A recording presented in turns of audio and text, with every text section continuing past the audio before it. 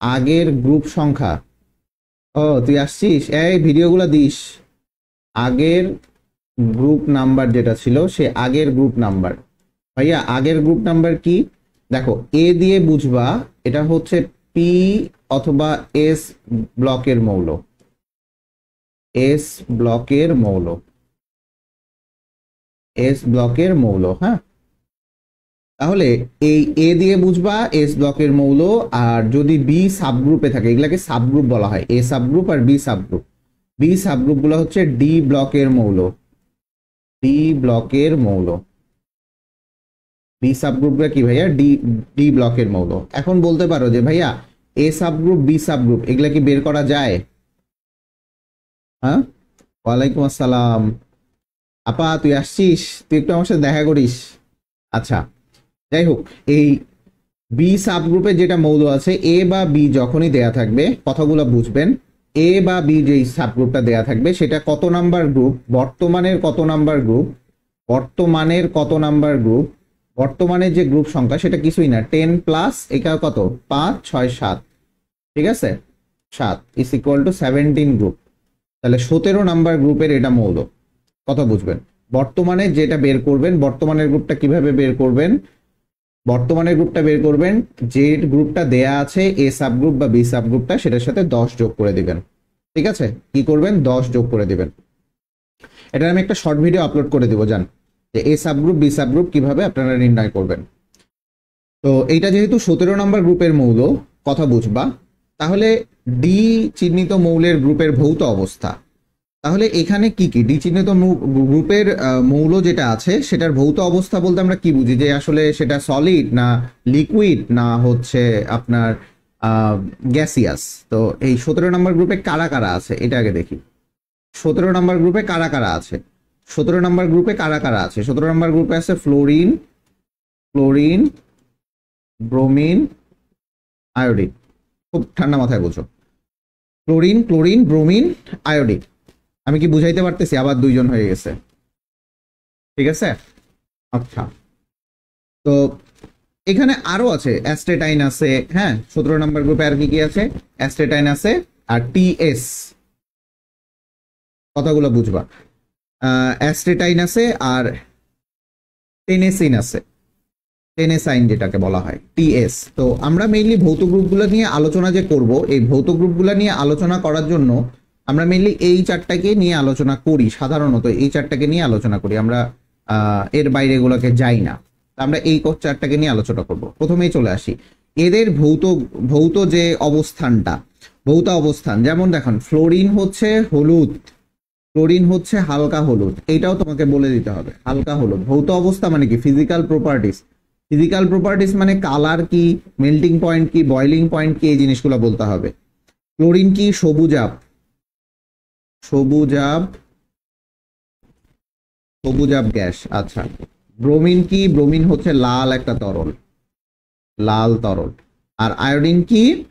Iodine হচ্ছে তোমার colour কি?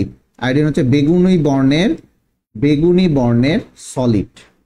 তো প্রথমেই চলে আসি, প্রথমেই চলে আসি ফ্লোরিন হচ্ছে ভাইয়া, ফ্লোরিন হচ্ছে গ্যাস, ক্লোরিনও কি? গ্যাস। কথাগুলো বুঝবা, এগুলা দ্বিপরমাণুক আকারে থাকে। একমাত্র অধাতু যে কিনা তরল সেটা হচ্ছে ব্রোমিন, ঠিক আছে।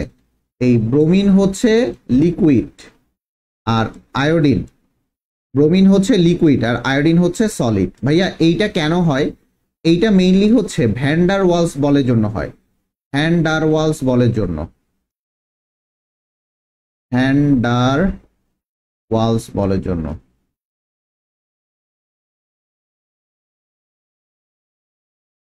ভাইয়া বলতে পারেন যে ভ্যান ডার ওয়ালস বল তো অনেক প্রকারের আছে, তার মানে এইটা স্পেসিফিক ভাবে লন্ডন ডিসপারশন ফোর্সের জন্য হয়, লন্ডন ডিসপারশন ফোর্সের জন্য।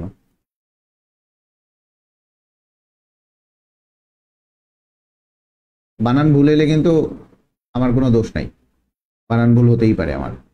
লন্ডন ডিসপারশন যে বলটা বা লন্ডন বিস্তারণ বল, স্পেসিফিক ভাবে লন্ডন ডিসপারশন যে ফোর্সটা আছে সেই লন্ডন ডিসপারশন ফোর্সের জন্যই তোমার হচ্ছে এই ক্লোরিন, ফ্লোরিন, ব্রোমিন, আয়োডিনটা কি হয় বলো দেখি, এর ভৌত অবস্থা চেঞ্জ হয়। মানে উপর থেকে তুমি নিচে যাবা, উপর থেকে নিচে যাবা, দ্যাট মিনস উপর থেকে তুমি নিচে যাবা। সেই ক্ষেত্রে ভ্যান্ডার ওয়ালস বলটা, এটা মেইনলি ভ্যান্ডার ওয়ালস বলটা, ভ্যান্ডার ওয়ালস বলটা বেড়ে যায়, বল বেড়ে যায়, বেড়ে যায়। ভ্যান্ডার ওয়ালস বেড়ে যাওয়ার কারণে, ভ্যান্ডার ওয়ালস বল বেড়ে যাওয়ার কারণে এদের ভৌত অবস্থা চেঞ্জ হয়, এদের ভৌত অবস্থা চেঞ্জ হয়।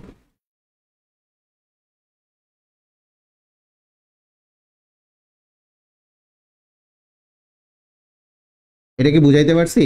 তাহলে ভ্যান্ডার ওয়ালস বল বেড়ে যাচ্ছে, ঠিক আছে, ভ্যান্ডার ওয়ালস বলটা বেড়ে যাচ্ছে। এখন বলতে পারো ভাইয়া ভ্যান্ডার ওয়ালস বলটা বাড়ে কেন? প্রশ্ন অনেকগুলা থাকে। আসলে তোমার আণবিক ভরের সাথে, আণবিক ভর যদি বাড়ে, আণবিক ভর বাড়লে ভ্যান্ডার ওয়ালস বল বাড়ে, ভ্যান্ডার ওয়ালস বল বাড়ে, ভ্যান্ডার ওয়ালস বল বাড়ে।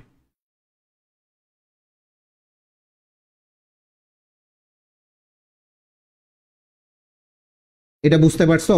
তার মানে তুমি কিভাবে লিখবা, এটা কালারটা লিখবা, লিখবা যে উপর থেকে নিচে যাচ্ছে, আণবিক ভর বাড়তেছে, ভ্যান্ডার ওয়ালস বল বাড়ে, ভ্যান্ডার ওয়ালস বল বেড়ে যাওয়ার কারণে তাদের ভৌত অবস্থা চেঞ্জ হয়। That's why fluorine gas, bromine liquid, iodine solid. এবং সেই ভ্যান্ডার ওয়ালস বলটা স্পেসিফিক ভাবে হচ্ছে লন্ডন ডিসপারশন ফোর্স, বা লন্ডন ডিসপারশন ফোর্সের কারণেই এই যে তোমার ভ্যান্ডার ওয়ালস বলটা চেঞ্জ হয়, সরি, গ্রুপ 17 এর ভৌত অবস্থাটা চেঞ্জ হয়, এটার কারণেই হয়। ওকে বুঝাইতে পারছি? বুঝাইতে পারছি?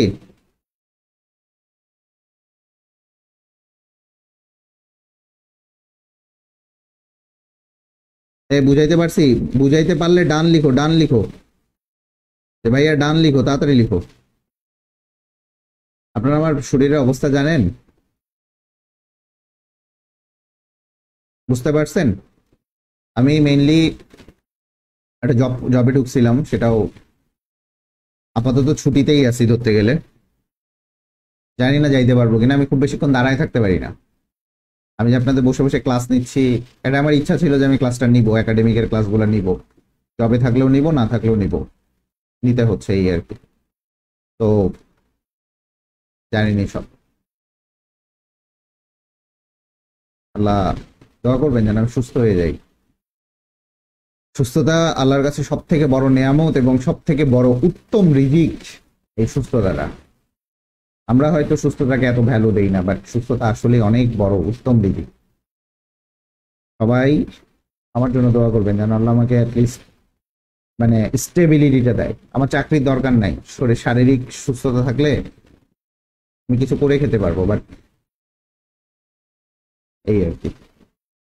যাই হোক, আপনি আচ্ছা বুঝতে পারলে ডান লিখেন, বুঝতে পারলে ডান লিখেন। এই বোকা ছেলেরা আবার সবাই চলে গেছে, ভালো যাও। বুঝতে পারছো? আচ্ছা বুঝতে পারলে ভালো, না বুঝতে পারলে আরো ভালো। চলে আসো, পরের টপিকসে আসি। ই এ ই জেড এ আর মৌলগুলোর মধ্যে তড়িৎ ঋণাত্মকতা। প্রথমে আসি ভাইয়া, তড়িৎ ঋণাত্মকতা কি? এনিওয়ান তড়িৎ ঋণাত্মকতা কি বলতে পারবেন? তড়িৎ ঋণাত্মকতা কি? তড়িৎ ঋণাত্মকতা হচ্ছে বন্ড পেয়ার ইলেকট্রনকে, বন্ড পেয়ার, বিপি লিখলে বন্দি পাঠশালা হয়ে যাবে, বন্ড পেয়ার ইলেকট্রনকে, বা ব্লাড প্রেশারও হতে পারে, ইলেকট্রনকে নিজের দিকে টেনে নেয়া, নিজের দিকে টেনে নেয়া।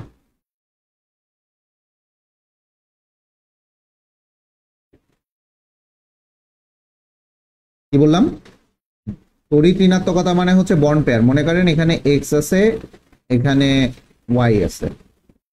এখন যদি কথাগুলো বুঝবেন, এখন যদি এক্স এই বন্ড পেয়ার ইলেকট্রনটাকে টেনে নিতে পারে, তার মানে এ কি হবে? আংশিক ঋণাত্মক চার্জ হবে, আংশিক না দিয়ে ডিরেক্টলি ঋণাত্মক দিই, এ ঋণাত্মক হয়ে যাবে, এ হচ্ছে ধনাত্মক হয়ে যাবে। তার মানে এই যে বন্ড পেয়ার ইলেকট্রনটাকে যে নিজের দিকে টানে না, তার মানে এর ইলেকট্রোনেগেটিভিটি বেশি, এর ইলেকট্রোনেগেটিভিটি বেশি। আচ্ছা ঠিক আছে, এর ইলেকট্রোনেগেটিভিটি বেশি। এখন বাম থেকে যদি ডানে যায়, বাম থেকে ডানে গেলে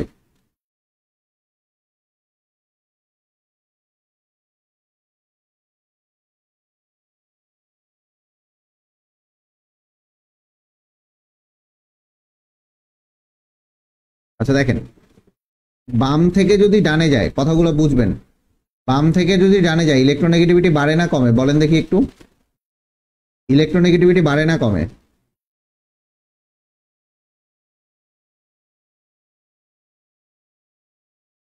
ইলেকট্রোনেগেটিভিটি বাড়ে না কমে? তাড়াতাড়ি বলো। বাম থেকে ডানে গেলে ইলেকট্রোনেগেটিভিটি বাড়ে না কেমন? বাম থেকে ডানে গেলে ইলেকট্রোনেগেটিভিটি হচ্ছে বাড়বে, এটুকু মনে রাখবা। বাম থেকে ডানে গেলে ইলেকট্রোনেগেটিভিটি বাড়বে, আর উপর থেকে নিচে গেলে ইলেকট্রোনেগেটিভিটি হচ্ছে কমবে।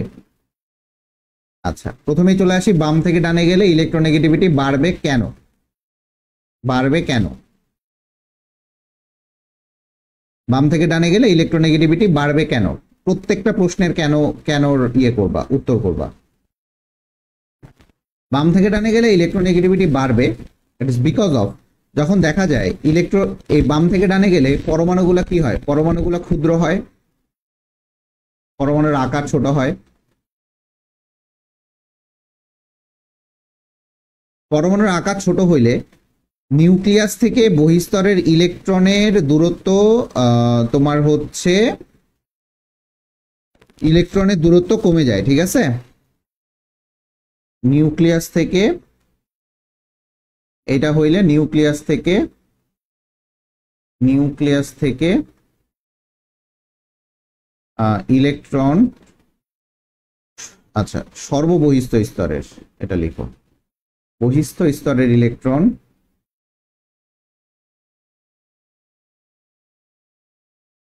বহিস্থ স্তরের ইলেকট্রনের দূরত্ব কমে যায়, দূরত্ব কমে।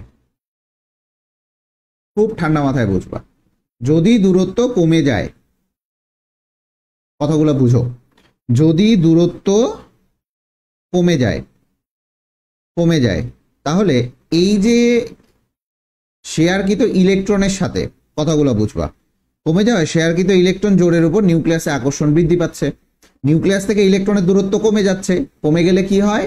কমে গেলে হচ্ছে ইলেকট্রন এবং নিউক্লিয়াসের আকর্ষণ বেড়ে যাচ্ছে,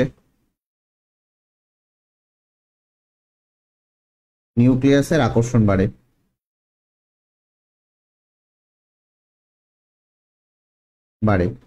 তার মানে বাম থেকে যখন ডানে যাচ্ছ, কথাগুলো বুঝবা, বাম থেকে ডানে যাচ্ছ, আকারটা কি হয়ে যাচ্ছে? আকারটা ছোট হচ্ছে, নিউক্লিয়াস থেকে ইলেকট্রনের দূরত্ব কমে যাচ্ছে, দ্যাটস ওয়াই ইলেকট্রন আর নিউক্লিয়াসের আকর্ষণটা বেড়ে যাচ্ছে, দ্যাটস ওয়াই কি করতেছে? এই যে বন্ড পেয়ার ইলেকট্রনটাকে সে নিজের দিকে কি করতেছে? টেনে নিচ্ছে, এটাই ইলেকট্রোনেগেটিভিটি, ঠিক আছে? ইলেকট্রোনেগেটিভিটি। এখন চলে আসি ভাইয়া উপর থেকে নিচে গেলে, দেখেন উপর থেকে যদি নিচে আসে তড়িৎ-ঋণাত্মকতা কমে যায়, কেন কমবে? উপর থেকে নিচে গেলে কেন কমবে সেটা আগে দেখি। প্রথমত এর হচ্ছে আকার বড় হয়, আকার বড় হবে, আকার বড় হইলে ইলেকট্রন, বহিস্থ স্তরের যে ইলেকট্রনটা আছে, বহিস্থ ইলেকট্রন এবং নিউক্লিয়াসের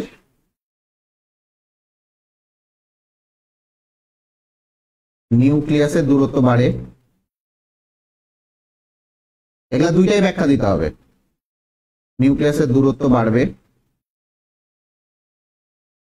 নিউক্লিয়াসের দূরত্ব যদি বেড়ে যায় তাহলে ইলেকট্রন এবং নিউক্লিয়াসের আকর্ষণ কমবে,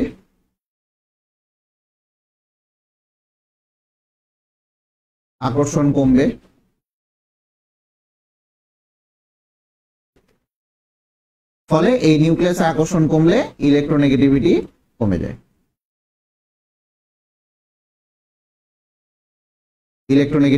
যায়, কথা বুঝছো? এখন দেখো তাহলে এইটা বাম থেকে ডানে যাচ্ছ, এই যে বাম থেকে ডানে যাচ্ছ, এখানে চারটার মধ্যে সব থেকে বড়, বাম থেকে ডানে যাচ্ছ, সব থেকে ইলেকট্রোনেগেটিভিটি বেশি কার? আর। এখন বোঝার চেষ্টা করো, সব থেকে ইলেকট্রোনেগেটিভিটি বেশি কার? তারপরে কার? এ। এখন এর পরে বলতে পারো ভাইয়া এখানে তো কোনো কিছু নাই বাম থেকে, তার মানে এইটা উপর থেকে নিচে গেলে ইলেকট্রোনেগেটিভিটি কমে, তার মানে এর পর হবে হচ্ছে ই, দেন সব থেকে নেগেটিভিটি কম হবে হচ্ছে জেড এর, ঠিক আছে, ইলেকট্রোনেগেটিভিটি কম হবে হচ্ছে জেড এর, কথাটা বুঝবা, ইলেকট্রোনেগেটিভিটি কম হবে কার, জেড এর, ঠিক আছে, কথা বুঝতে পারছো? কথা বুঝলে ডান লিখো, ডান লিখো, কথা বুঝতে পারছো বাচ্চারা?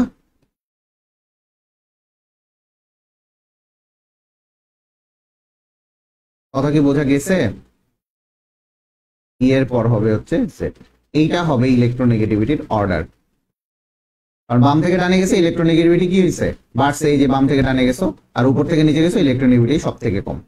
তাহলে এটাই হবে হচ্ছে আমার ইলেকট্রোনেগেটিভিটি বা তড়িৎ ঋণাত্মকতার অর্ডারটা। আমি কথা বুঝাইতে পারছি? কেউ ক্লাস না করলে কিভাবে হয়? হ্যাঁ, ছোট গ্রুপ দেখে ক্লাস করতেছো না, না আমাদের ইয়ে নাই দেখে ক্লাস করতেছো না, স্মার্ট বোর্ড নাই দেখে ক্লাস করতেছো না, কোনটা?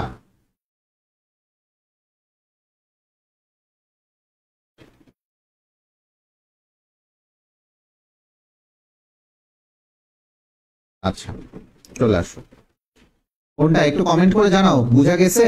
না বুঝা গেলে আবার বুঝাইতাম।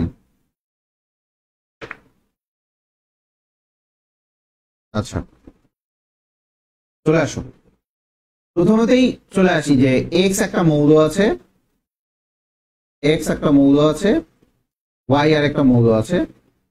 তো এই মৌল দুইটা খুব ভালো মতো বোঝার চেষ্টা করো। এই মৌলে n equal to 3, n equal to 3, l equal to 2, l equal to 2 মানে এখানে অবশ্যই d অরবিটালে গিয়েছে, আর l ইকুয়াল টু s মানে সরি, l ইকুয়াল টু 0 মানে s অরবিটালে গিয়েছে। খুব ঠান্ডা মাথায় বুঝো। তাহলে 0 মানে s অরবিটালে গেছে, m এর মান হচ্ছে এখানে 0 তুমি জানো, আর এখানে মোটামুটি 5টা অরবিটাল আছে। এখন 5টা অরবিটালে দেখো এখানে এই এই এই জিনিসটা খুব ইম্পর্টেন্ট, এখানে আসলে কয়টা ইলেকট্রন আছে, ইলেকট্রন মিলিয়ে আছে 5টাই। কেন? কারণ এখানে কিন্তু প্লাস মাইনাস নাই, তার মানে একটা স্পিনের 5টা ইলেকট্রন আছে। আবারও কথা বুঝো, একটা স্পিনের 5টা ইলেকট্রন আছে, দ্যাট মিন্স একটা স্পিনের কয়টা ইলেকট্রন ভাইয়া? 5টা ইলেকট্রন আছে। দ্যাট মিন্স এখানে টোটাল যে ইলেকট্রনটা, টোটাল ইলেকট্রনটা 3d তে থাকবে হচ্ছে 5টা ইলেকট্রন, আর 4s এ থাকবে, দেখো 4s এ কয়টা, একটা স্পিনের আছে না, তাহলে 4s এ থাকবে হচ্ছে একটা ইলেকট্রন। তাহলে এই যে এস এক্স যে মৌলটা, তাহলে এক্স মৌলটা কি, আমার এক্স মৌলটা কি সেটা আমরা বের করি। এক্স যে মৌলটা আসবে সেটা হচ্ছে 1s2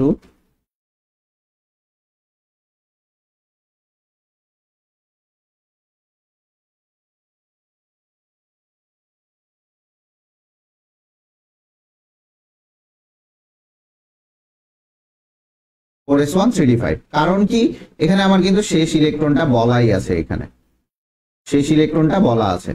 আচ্ছা, এটা একটা ব্যতিক্রম ইলেকট্রন বিন্যাসের মতো করতেছে না, 4s1 3d5, তার মানে এটা কি হবে, এটা কি হবে বলো দেখি, ক্রোমিয়াম না, এটা কি হবে, ক্রোমিয়াম। তাহলে এক্স মৌলটা হচ্ছে আমার ক্রোমিয়াম। আচ্ছা, খুব ভালো কথা। চলে আসি ওয়াই, এখানেও 3 আছে, এখানেও 2 আছে, তার মানে এটাও ডি অরবিটালে গেছে, ডি উপশক্তি স্তরে। এটা হচ্ছে ডি অরবিটাল, অরবিটালে কয়টা ইলেকট্রন, 4। দেখো এখানে 4টা একটা স্পিনে আছে, তার মানে টোটাল 4টা, 5টা 6টা, তার মানে 3d6 হবে এখানে ইলেকট্রন। কিভাবে হিসাব করবা, এখানে কিন্তু প্লাস মাইনাস নাই, তার মানে শুধু প্লাস, তার মানে কি আছে, শুধু প্লাস হইলে তার একটা স্পিনের ইলেকট্রন, তার মানে 4টা, আর এখানে দেখো প্লাস মাইনাস হাফ, তার মানে আরো 2টা, 6টা। আর এটা হচ্ছে 4s, 4s এখানে টোটাল প্লাস মাইনাস আছে, তার মানে এখানে 4s2, তার মানে এখানে তোমার আসবে হচ্ছে y যে মৌলটা আসবে সেটা 1s2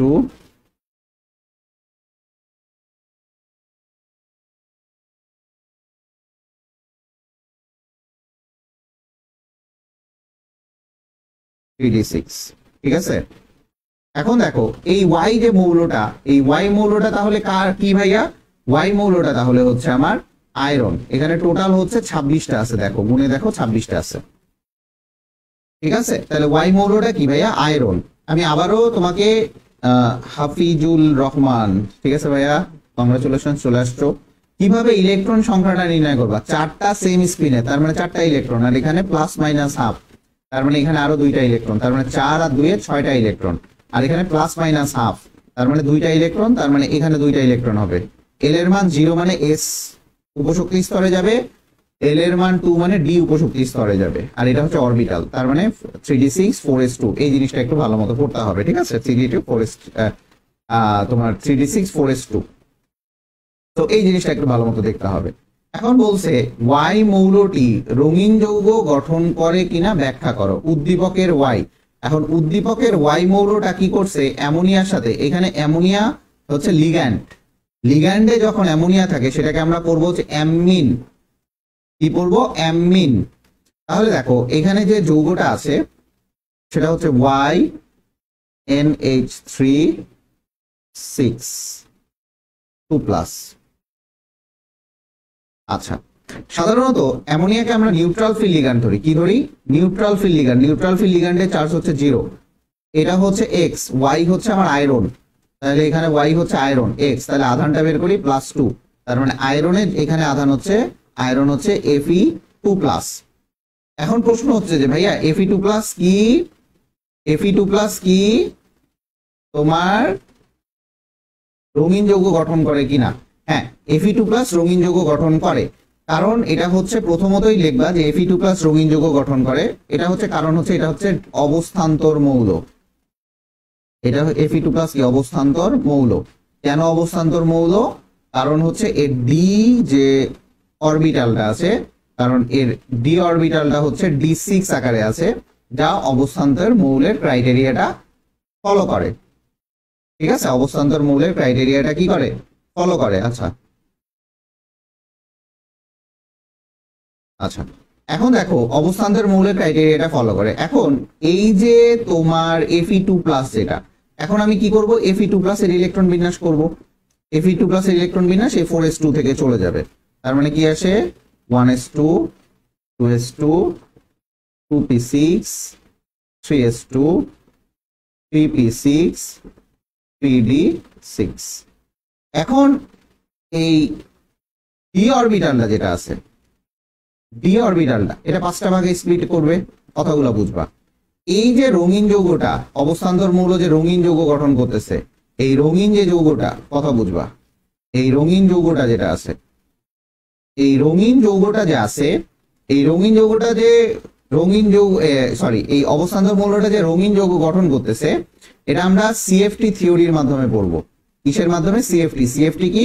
ক্রিস্টাল ফিল্ড থিওরি। আবারও বলে দিচ্ছি, সিএফটি থিওরি মানে কি? Crystal field theory. ভাই 10-12 জন করে ক্লাস না করলে হয়? 25 ব্যাচ কই তোমরা? এখানে কি 25 ব্যাচের 10-12 জনও নাই? এত খারাপ অবস্থা আমার গ্রুপটার। ঠিক, ক্রিস্টাল ফিল্ড থিওরি। আচ্ছা, তাহলে এটা হচ্ছে dxy dyz dzx dx² - y² dz²। আচ্ছা, এখন দেখো এখানে কয়টা আছে ভাই? 6টা ইলেকট্রন আছে, তার মানে এখানে একটা ইলেকট্রন, 1টা 2টা 3টা 4টা 5টা, দেন এখানে একটা 6টা ইলেকট্রন যাবে। কতগুলো বুঝবা? 6টা ইলেকট্রন যাচ্ছে। এখন 6টা ইলেকট্রন যখন এখানে লিগ্যান্ড আসবে, আবারও বলি, লিগ্যান্ড আসার সাথে সাথে এটা 2টা স্তরে ভাগ হয়ে যাবে। এটা লিগ্যান্ড আসলে এটা 2টা স্তরে ভাগ হবে কখন? যখন লিগ্যান্ড আসে, যখন লিগ্যান্ড আসবে। আচ্ছা, লিগ্যান্ড আসলে এটা 2টা স্তরে ভাগ হবে, উপরে চলে যাবে ইজি আর নিচে চলে যাবে T2G। খুব ঠান্ডা মাথায় বুঝো, খুব ঠান্ডা মাথায় বোঝার চেষ্টা করো। T2G হচ্ছে ট্রিপলি ডিজেনারেট, এটা হচ্ছে T2G, এটাকে বলা হয় ট্রিপলি ডিজেনারেট। আর এটা হচ্ছে ইজি, ইজি হচ্ছে ডাবলি ডিজেনারেট। আবারও মনে রাখি, T2G হচ্ছে ট্রিপলি ডিজেনারেট আর ইজি হচ্ছে ডাবলি ডিজেনারেট। এখন এখানে ফার্স্ট অফ অল সব ইলেকট্রনগুলো এখানে চলে আসবে, ইলেকট্রনগুলো এখানে আসবে যখন এখানে কোনো বাহির থেকে এক্সটার্নাল কোনো শক্তি দিবা তুমি। আবারও বলি, বাহির থেকে যখন শক্তি দিবা বা উত্তেজিত করবা, উত্তেজিত করা হইলে এখান থেকে ইলেকট্রনগুলো এখানে যাবে, শক্তিটা শোষণ করে, এখানে ডেল ই পরিমাণ শক্তিটা শোষণ করবে, এবং ওই মানে যে সোর্সটা দিচ্ছে, ওই সোর্সটা যখন সরাই নিবা তখন সে সেম পরিমাণে শক্তি বিকিরণ করবে, এটাও ডেল ই পরিমাণে শক্তি বিকিরণ করবে। এই যে বিকিরিত যে শক্তি আলোটা, এই যে বিকিরিত শক্তি, এটা হচ্ছে বিকিরিত শক্তি। এই বিকিরিত শক্তির যে কালারটা এর কমপ্লিমেন্টারি কালার, এই বিকিরিত শক্তির কমপ্লিমেন্টারি কালারটা, কমপ্লিমেন্টারি যে রংটা, সেই রংটাই আমাদের চোখে আসে এবং সেটাই আমরা দেখতে পাই। এখন এই দেখতে পাই এবং Fe2+ সবুজ রং ধারণ করে, এবং এটা Fe2+ কি রং ধারণ করে ভাইয়া? সবুজ রং ধারণ করে, সবুজ রং ধারণ করে। কথা বুঝাইতে পারছি?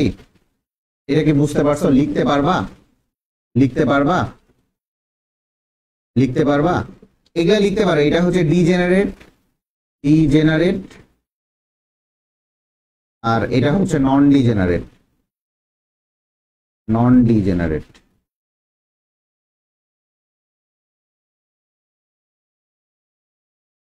আমি কি বুঝাইতে পারছি ভাইয়া? তিনজন দেখতেছো, বুঝাইতে পারছি?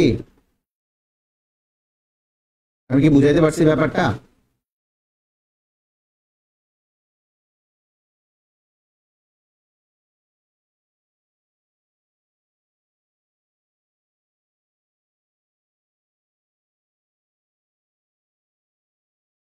বুঝাইতে পারছি? একটু কমেন্ট করো, চারজন আছো, কমেন্ট করো।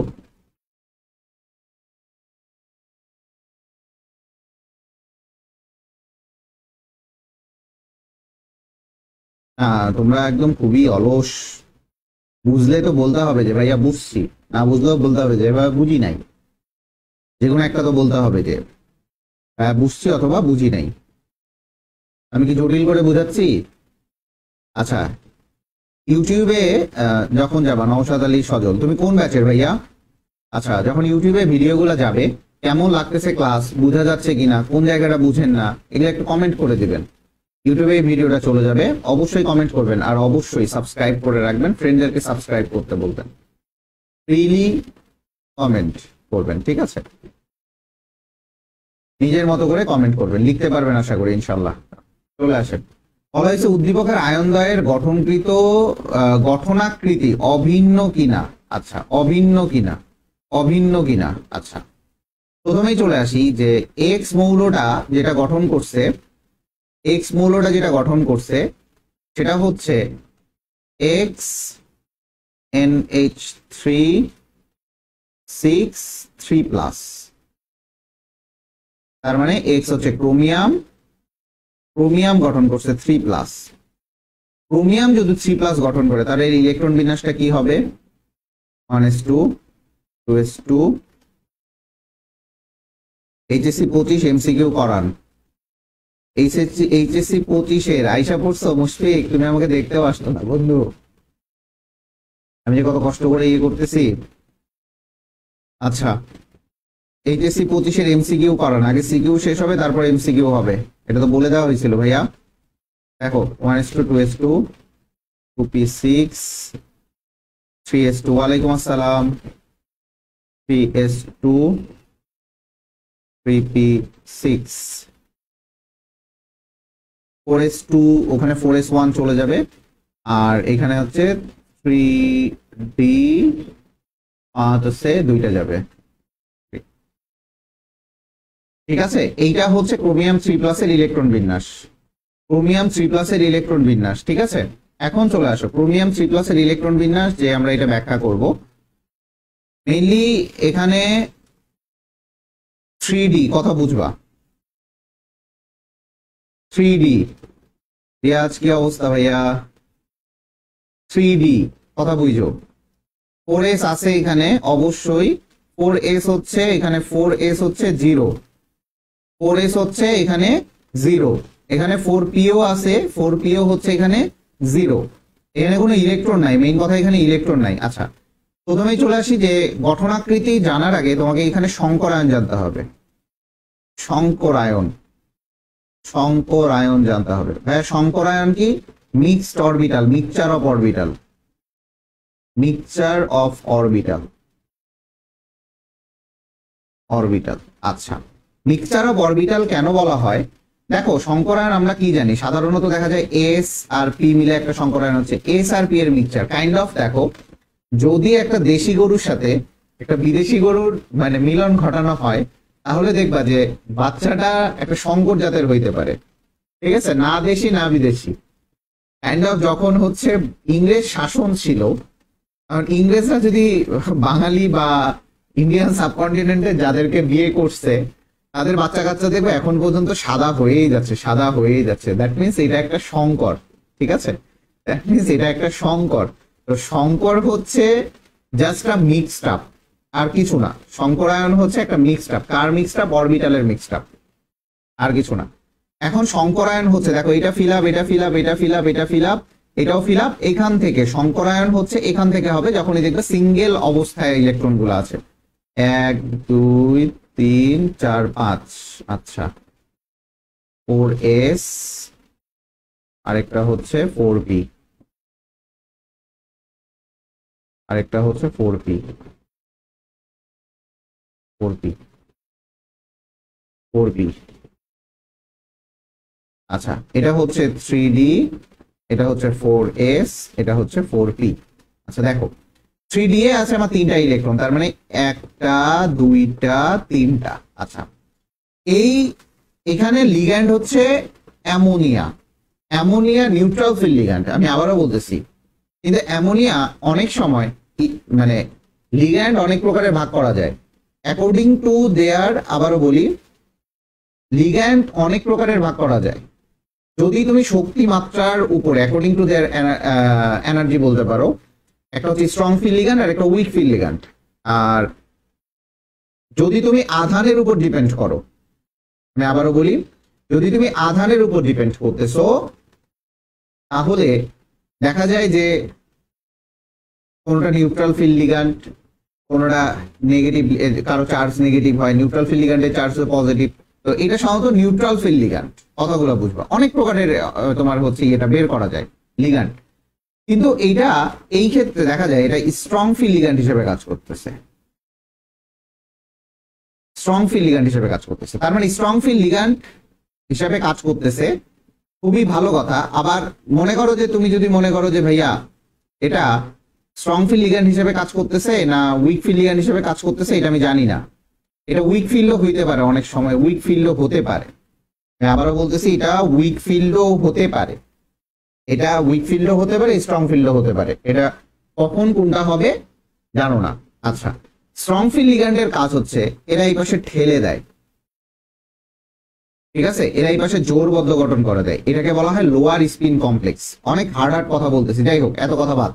এখন এই ডি অরবিটালে এটা ফাঁকা আছে, এই জায়গায় অ্যামোনিয়া কি করবে, এর যে লোন পেয়ার ইলেকট্রন আছে এখানে এক জোড়া দান করবে, এখানে আরো এক জোড়া লোন পেয়ার ইলেকট্রন অ্যামোনিয়া দান করবে, এখানেও অ্যামোনিয়া লোন পেয়ার ইলেকট্রন দান করবে। তাহলে এখানে কয়টা, এখানে কয়টা ইলেকট্রন, কয়টা অ্যামোনিয়া আছে? 6টা। তার মানে 6টা, কয়টা গেছে? 3টা, আর এখানে 3টা যাবে। এখানেও অ্যামোনিয়া দিবে, এখানেও অ্যামোনিয়া দিবে, এখানেও অ্যামোনিয়া দিবে, NH3 অ্যামোনিয়া দিয়ে এইগুলাতে সন্নিবেশ বন্ধন গঠন করবে। কি বন্ধন ভাইয়া? সন্নিবেশ বন্ধন গঠন করবে। এগুলাতে সবগুলোতে ইলেকট্রন দিবে, এরকম করে ইলেকট্রন দিবে, এরকম করে ইলেকট্রন দিবে। আচ্ছা, এই যে বন্ডগুলা এটাকে বলা হয় সন্নিবেশ বন্ধন, সন্নিবেশ বন্ধন। আচ্ছা, তো সন্নিবেশ বন্ধন এখানে গঠন করতেছে। তাহলে দেখা যায় যে এইটা যদি স্ট্রং ফিল্ড হতো, আমি আবারও বলতেছি, এটা যদি স্ট্রং ফিল্ড হতো তাহলে এ কি করতো? ঠেলা মারতো, ঠেলা মারি এটা জোরবদ্ধ গঠন করে দিত। এটা স্ট্রং ফিল্ড হিসেবে কাজ করতেছে না, উইক ফিল্ড হিসেবে কাজ করবে, কারণ এটা হচ্ছে হাই স্পিন কমপ্লেক্স। হ্যাঁ, সেটা ঠিক আছে। তুমি যদি বলো যে ভাইয়া এখানে একটা জিনিস আছে, এখানে দেখেন সংকরায়ন, তাহলে কি হচ্ছে? এখানে ডি এর কয়টা আছে? 2টা, তার মানে D2, এখানে এস এর একটা আছে এস, আর পি এর 3টা আছে P3, D2sp3। এটাকে বলা হয় inner octahedral complex, inner octahedral complex. আচ্ছা, ইনার অক্টাহেড্রাল কমপ্লেক্স গুলা এইখান থেকে এই কনসেপ্টটা দাঁড়ায় যে ইনার অক্টাহেড্রাল কমপ্লেক্স তারাই তৈরি করে, ইনার অক্টাহেড্রাল কমপ্লেক্স সবসময় স্ট্রং ফিল লিগ্যান্ডরাই তৈরি করে। সেই ক্ষেত্রে তোমার এখানে অ্যামোনিয়া স্ট্রং ফিল লিগ্যান্ড হিসেবে কাউন্ট করতেছি। তাহলে আমি আবারও বলতেছি, এখানে অ্যামোনিয়া স্ট্রং ফিল না উইক ফিল, এটা নিয়ে অনেক কথাই থাকতে পারে। ধরো উইক ফিল, উইক ফিল হইলে এটা ঠিক আছে। আবার দেখো এখানে যখন আমি এখানে তোমার লিগ্যান্ডের ইলেকট্রন গুলা দিচ্ছি, লিগ্যান্ডের ইলেকট্রন গুলা দিলে এখানে ইনার অক্টাহেড্রাল কমপ্লেক্স গঠন করতেছে। তার মানে এর আকৃতিটা কি? অক্টাহেড্রাল। আবারও বলি, এর আকৃতিটা অক্টাহেড্রাল, যে আকৃতিটা হচ্ছে এরকম Cr3+,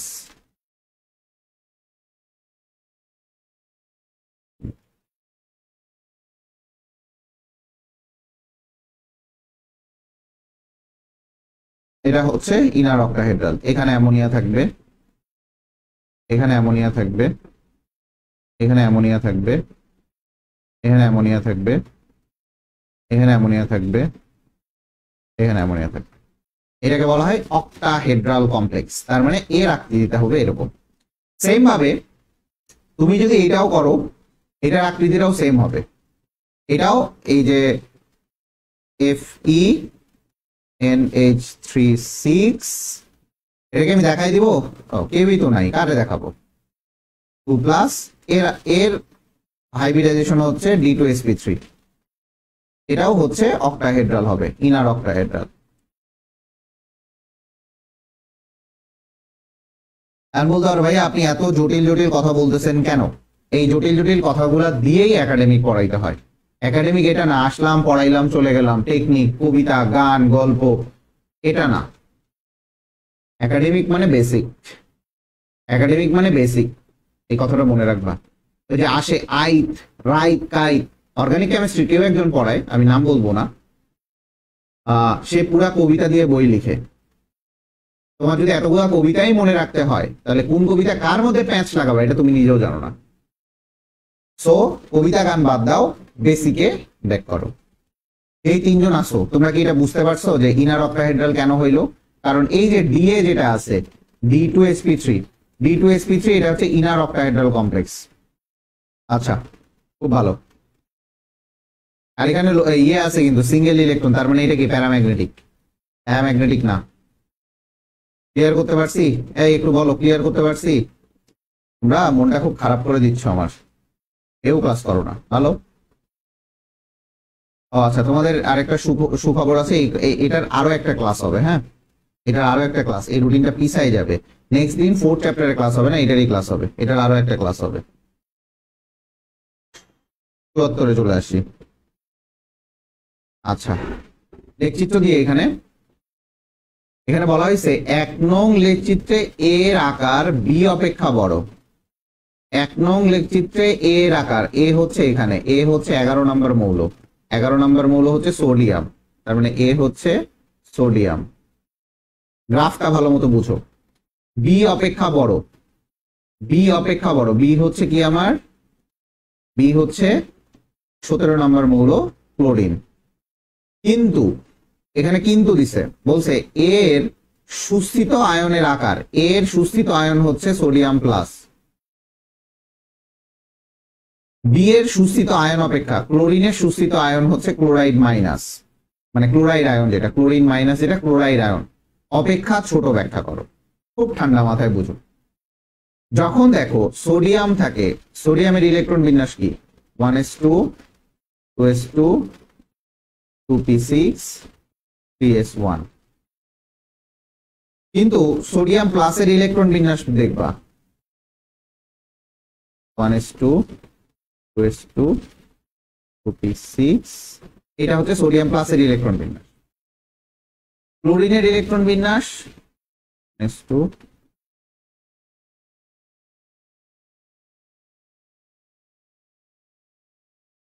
ক্লোরাইড আয়নের ইলেকট্রন বিন্যাস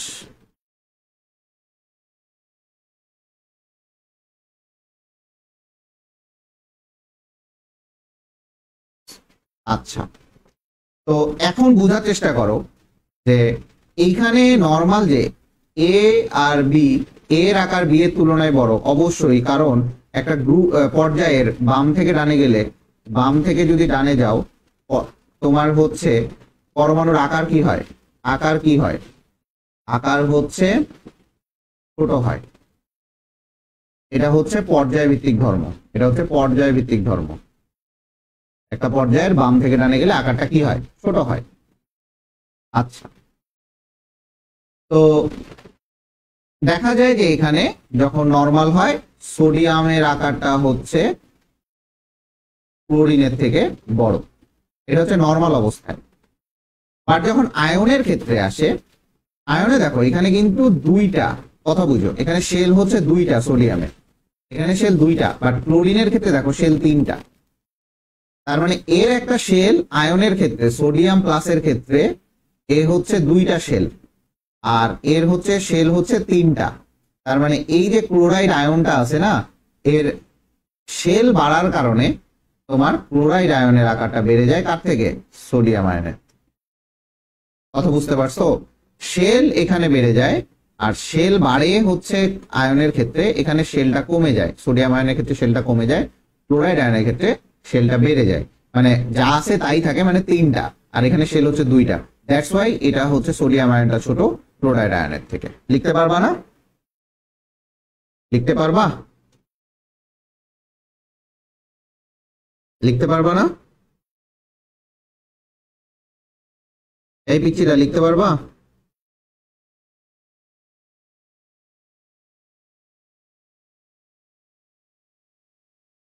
তোমাদের মেইনলি একটা জিনিস বলি, তোমরা বলো যে ভাইয়া ফ্রি দেন, এটা ক্লাস করান ওইটা ক্লাস করান। আহ, আমি যেভাবে পড়াচ্ছি এভাবে তুমি, হয়তো আমাদের এটা ছোট প্ল্যাটফর্ম, বাট অনেক জায়গায় পাবা না ভাইয়া, সত্যি কথা। তোমাদের হয়তো ফ্রি দিচ্ছি দেখে কোনো দাম নাই, আসতেছো যাচ্ছ আসতেছো যাচ্ছ, আহ, কিন্তু সত্যি কথা বলতে এইটাই যদি আমি কোর্স আকারে নামাই, এটা হয়তো বা দেখা যাবে যে 2000-3000 টাকায় নামাইছি। হ্যাঁ, আমাদের স্মার্ট বোর্ড নাই, সেটা একটা ল্যাকিংস হইতে পারে, বাট স্মার্ট বোর্ডের থেকে এখানে খারাপ পড়ানো হয় না, যথেষ্ট ভালো পড়ানো যায়। ঠিক আছে?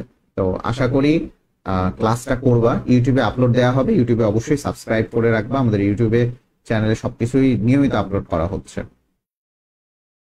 আচ্ছা, পরেরটাই চলে আসি। উদ্দীপকের লেখ চিত্র দুইটির ভিন্নতার কারণ ব্যাখ্যা করো। আচ্ছা, এটা পারমাণবিক সংখ্যা গলনাঙ্ক। প্রথমেই ভিন্নতার কারণ হচ্ছে কোনো কথা নাই, একটা এটা হচ্ছে এক নাম্বারটা হচ্ছে, এক নাম্বার লেখচিত্রটা হচ্ছে পর্যায় ভিত্তিক ধর্ম, মানে পর্যায় ভিত্তিক ভাবে দিছে, পর্যায় ভিত্তিক ভাবে দিছে, আর এইটা দিছে হচ্ছে গ্রুপ ভিত্তিক ভাবে, গ্রুপ ভিত্তিক ভাবে দিছে। কথাগুলো বুঝবা। তাহলে একটা দিছে হচ্ছে পর্যায় ভিত্তিক ভাবে, একটা হচ্ছে গ্রুপ ভিত্তিক ভাবে দিছে।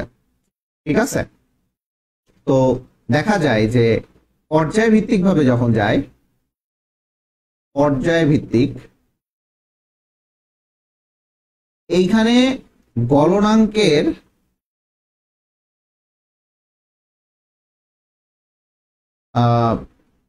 তোমার একটা নির্দিষ্ট, আবারও বলে রাখি, গলনাঙ্কের একটা কনসিস্টেন্সিটা দেখবা যে নাই, কখনো বাড়তেছে কখনো কমে যাচ্ছে, কখনো বাড়ছে আবার কমে যাচ্ছে, কনসিস্টেন্সিটা সাধারণত দেয়া থাকে না। ঠিক আছে? একটা পর্যায় ভিত্তিক পরিবর্তন আবারও লিখে দিছি আমি, আর একটা হচ্ছে গ্রুপ ভিত্তিক পরিবর্তন। তো পর্যায় ভিত্তিক যে পরিবর্তনটা, এইটা সাধারণত দেখা যায় এটা কোনো ক্রমের অনুসরণ করে না, এটা ক্রমের অনুসরণ করে না, এটা র্যান্ডম হইতে পারে, অনুসরণ করে না, এটা র্যান্ডমলি হইতে পারে, এটা হচ্ছে র্যান্ডম হয়, সাধারণত এটা র্যান্ডম হয়। আচ্ছা, যদি গ্রুপ ভিত্তিক সম্পর্কে চলে আসি, আচ্ছা উপর থেকে নিচে যাচ্ছে কন্টিনিউয়াসলি, উপর থেকে নিচে যাচ্ছে কন্টিনিউয়াসলি, গলনাঙ্ক কমে যাচ্ছে, এই যে গলনাঙ্ক কমে যাচ্ছে, এই যে গলনাঙ্ক কত বেশি ছিল, কত বেশি ছিল, আর গলনাঙ্ক এখানে কত কম, অনেক কমে গেছে। এইটা কম হয়, দ্যাট মিনস ধাতু সময়ের পারমাণবিক সংখ্যা যদি বাড়ে, কথাগুলো বুঝবা, পারমাণবিক সংখ্যা যদি বাড়ে, পারমাণবিক সংখ্যা বাড়লে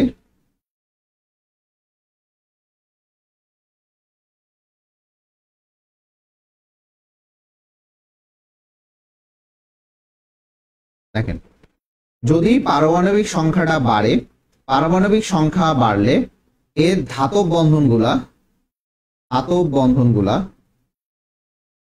ধাতব বন্ধনগুলো সাধারণত উইক হয়ে পড়ে।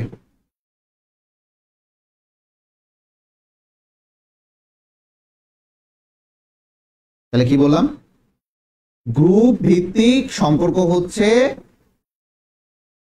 ধাতব বন্ধন দুর্বল হয়ে পড়ে। যদি ধাতব বন্ধনগুলো দুর্বল হয়ে পড়ে তাহলে কি হবে? এদের পারস্পরিক আকর্ষণ বল কমে যাবে, পারস্পরিক আকর্ষণ বল কমবে,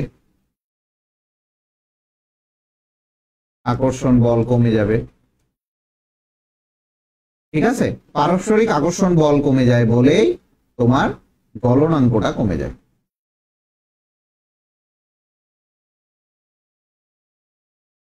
আমরা মেইনলি এই চ্যাপ্টারে পড়তে গেলে বাম থেকে ডানে গেলে কি হয়, উপর থেকে নিচে গেলে কি হয়, বড় হইলে কি হয় আর ছোট হইলে কি হয়, এই ব্যাপারগুলো নিয়ে আলোচনা করব, আর কিছু না। তোমরা মানে কন্টিনিউয়াস যদি 15-20 জন ক্লাস করতা গ্রুপটাতে, তাহলে আমি তোমাদেরকে অনেক কিছুই ফ্রি দিতাম। সত্যি কথা, অনেক কিছুই ফ্রি দিতাম, কিন্তু তোমরা করো না। এরপরের এমসিকিউটা দিব কিনা সেটা তোমাদের উপস্থিতির উপর ডিপেন্ড করবে। আবারও বলতেছি, উপস্থিতিটা বাড়াও। আমি তো এরকম না যে তোমার যদি খারাপ লাগে তুমি ডিরেক্টলি বলো যে ভাইয়া বুঝতেছি না, ঠিক আছে? হ্যাঁ, তুমি ডিরেক্টলি বলতে না পারো যে আপনি অনেক বাজে পড়ান, কিন্তু বলতে পারো ভাইয়া বুঝতেছি না, যেটা প্রবলেম হচ্ছে বলতে পারো। একটা প্রবলেম তো আমি বলছি যে ল্যাকিংস একটাতে যে জায়গায় পাবা, কন্টেন্টে ল্যাকিংস পাবা না। ল্যাকিংস পাবা হচ্ছে এক জায়গায়, সেটা হচ্ছে স্মার্ট বোর্ডে। আর কোন ল্যাকিংস আমাদের গ্রুপে পাওয়ার মতো নাই। একমাত্র আমাদের গ্রুপ যেখানে 24 ঘন্টা পড়ালেখার কিছু করা হয়। যাই হোক, তাহলে এই জিনিসটা বুঝতে পারছো? তাহলে এই দুইটা লেখচিত্রের প্রকৃতি হচ্ছে এটা, যে পর্যায়ভিত্তিক ভাবে গলনাঙ্কের কোনো ক্রম অনুসরণ করে না, এটা র্যান্ডমাইজ হয়। গ্রুপ ভিত্তিক ভাবে যদি করো, পারমাণবিক সংখ্যা বাড়বে, পারমাণবিক সংখ্যা বাড়লে ধাতব বন্ধনগুলো উইক হয়ে পড়ে, কারণ আকারটা বড় হয়ে যায় একটার সাথে আরেকটা। যদি মনে করো যে এইখানে সাপোজ মনে করো এরকম অবস্থায় আছে, এই দুইটা সাপোজ এটা আর এটা মনে করো এই অবস্থায় আছে, তাকাও এটা এটা এই অবস্থায় আছে, তাদের মধ্যে এদের মধ্যে বন্ডটাই স্ট্রং হয়। যদি এটা এত দূর চলে যায় তার মানে বন্ডটা কি হয়ে যাবে, দুর্বল হয়ে যাবে, তার মানে পারস্পরিক আকর্ষণ বলটা কমে যাচ্ছে। ধাতব বন্ধন যেটা যখন উইক হয়ে পড়ে, পারস্পরিক আকর্ষণ বলটা দুর্বল হয়ে যাচ্ছে, দ্যাট মিন্স ডিভোর্সের পর্যায়ে চলে যাচ্ছে, দেন গলনাঙ্কটা কমে যাবে। ঠিক আছে, গলনাঙ্কটা কমে যাবে। কথা বুঝতে পারছো? গলনাঙ্কটা কমে যাবে। 12টা বাজে গেছে, আমি আর এই একটা করাই শেষ করে দিব।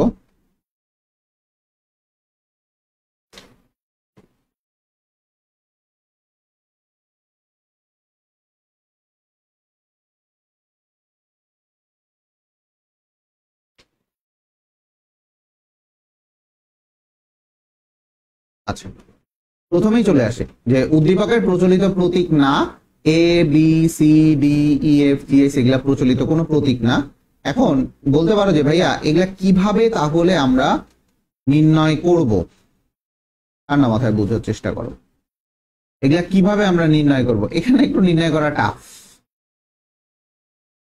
এখন প্রথমেই দেখি যে আয়নীকরণ শক্তি সর্বনিম্ন যেহেতু দিয়েই দিছে এখানে।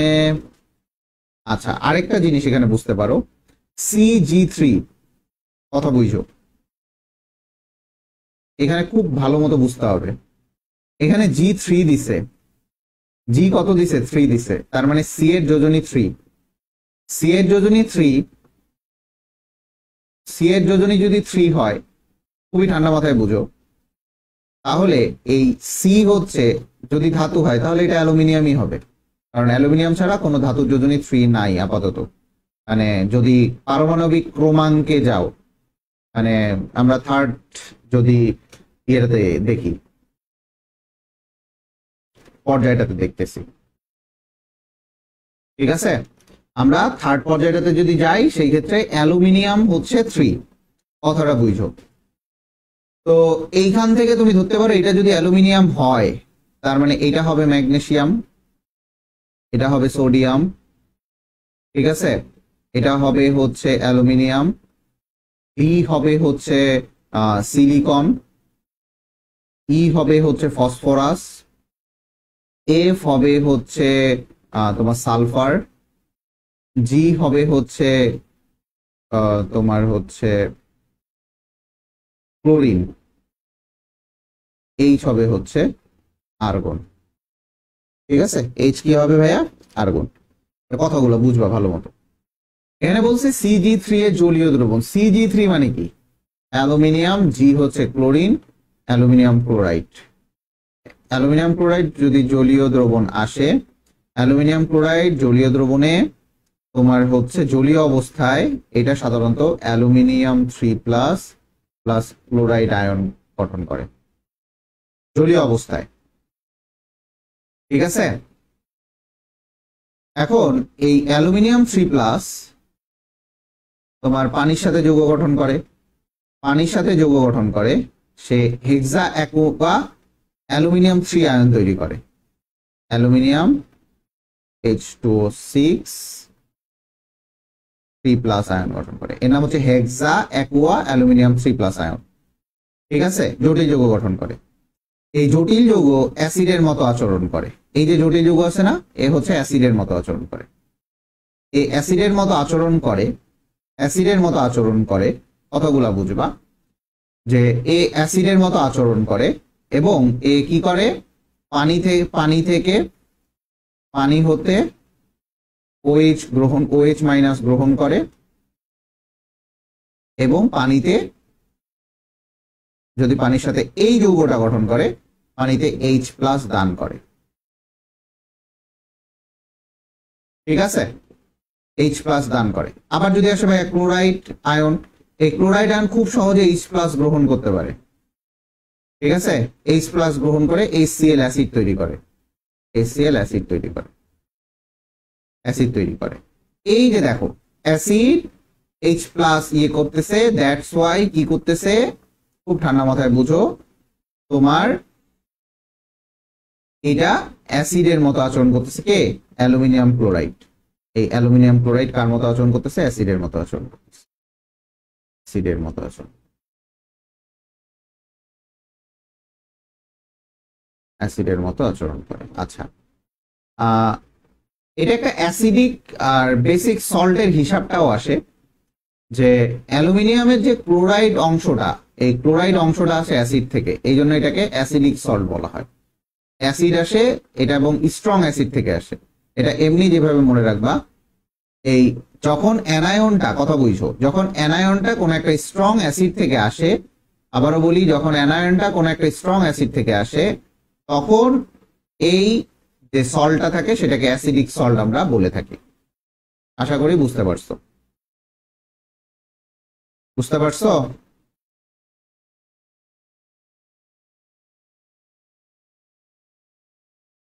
আচ্ছা, শেষ প্রশ্ন আমাদের, এ বি সি মৌলের পৃথকভাবে জি মৌলটির সৃষ্ট যৌগগুলো ক্রমাঙ্ক গলনাঙ্কের ক্রম ব্যাখ্যা করো। তাহলে এ যদি যৌগ, আমি এ বলছি সোডিয়াম, তার মানে সোডিয়াম ক্লোরাইড, তারপরে বি হচ্ছে ম্যাগনেসিয়াম ক্লোরাইড, আরেকটা হচ্ছে অ্যালুমিনিয়াম ক্লোরাইড। আচ্ছা, এখানে দেখতে পাচ্ছ যে অ্যানায়ন গুলা সব সেম, অ্যানায়ন গুলা কি, অ্যানায়ন গুলা সেম, অ্যানায়ন গুলো হচ্ছে সেম। যদি অ্যানায়ন সেম থাকে তাহলে দেখবে যে ক্যাটায়ন সেম কিনা, ক্যাটায়ন গুলা দেখো ভিন্ন। যদি ক্যাটায়ন সেম থাকতো তাহলে চার্জ দিয়ে ইয়ে করতাম, ক্যাটায়ন গুলা হচ্ছে ভিন্ন, ক্যাটায়ন গুলা ভিন্ন। তাহলে ভিন্ন হইলে এখানে আমরা ফাজানের নীতি আমরা দিব, ফাজানের নীতির কোন অংশটা নিয়ে কাজ করব বলতে পারবা? ফাজানের নীতি নিয়ে ব্যাখ্যা করব এবং ফাজানের নীতি আমরা ক্যাটায়নের আকার নিয়ে কাজ করব, ক্যাটায়নের আকার নিয়ে ব্যাখ্যা করব। কথা বুঝতে পারছো? কথা বুঝতে পারছো? ভালো করে বোঝার চেষ্টা করো। তাহলে ক্যাটায়নের আকার,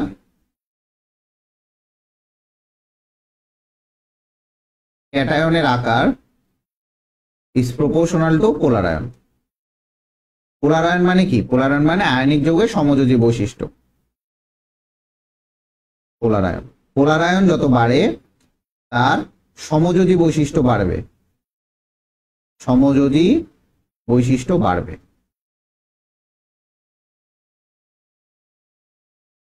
যদি সমযোজী বৈশিষ্ট্য বাড়ে সেই ক্ষেত্রে দেখবা গলনাঙ্ক কমবে। তার মানে পোলার আয়নের যে ক্রম, পোলার আয়নের যে ক্রম,